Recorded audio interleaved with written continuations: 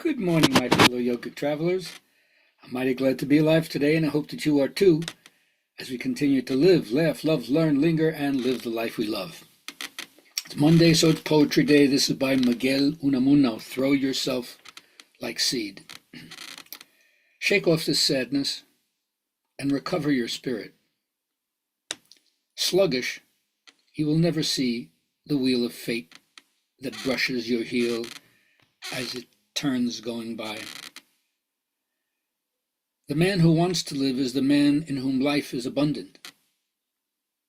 Now you're only giving food to that final pain, which is slowly winding you in the nets of death.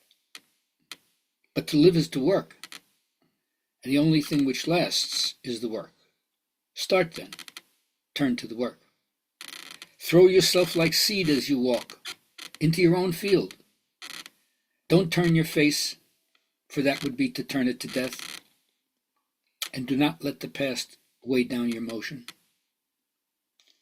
Leave what's alive in the furrow, what's dead in yourself. For life does not move in the same way as a group of clouds. From your work, one day, you will be able to gather yourself.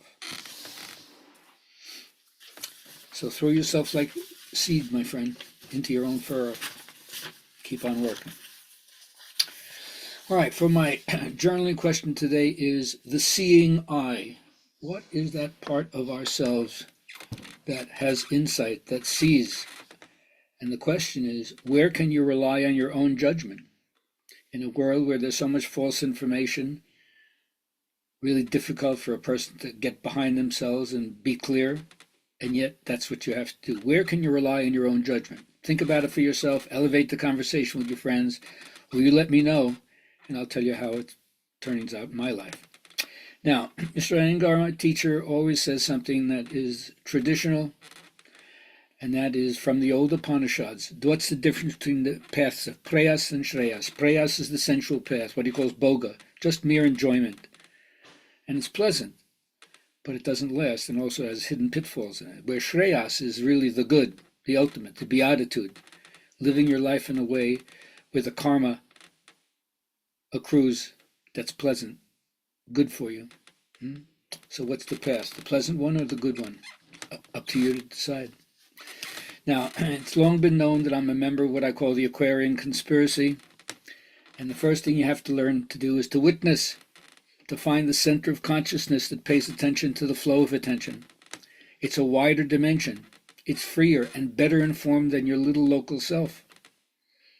When problems are understood from a higher perspective, a larger perspective, it teaches you patience, perseverance, how to encounter and endure this laborious task of life.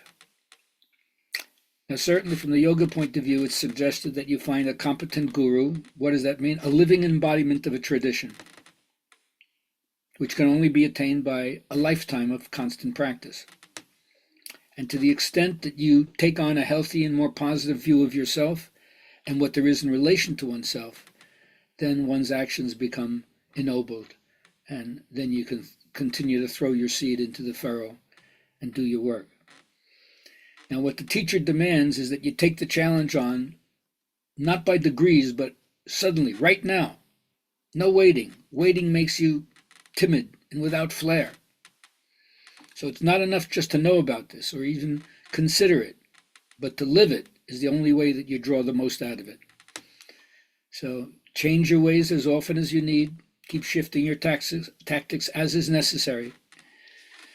Because once you realize that your natural self easily gravitates towards that which feels good and does not take very well to restraint or restriction, but so many of those fetters, so much of the bondage is internal, is mental. So it's not projecting your power out on other people. It's what you have within yourself, and you have to bring it forth. So remember, you deserve to enjoy life. You're doing good things in the world. Be kind to yourself and others. And remember, if you want more joy, then just stay open to when it might arise at any moment and be there for it. Have a great day.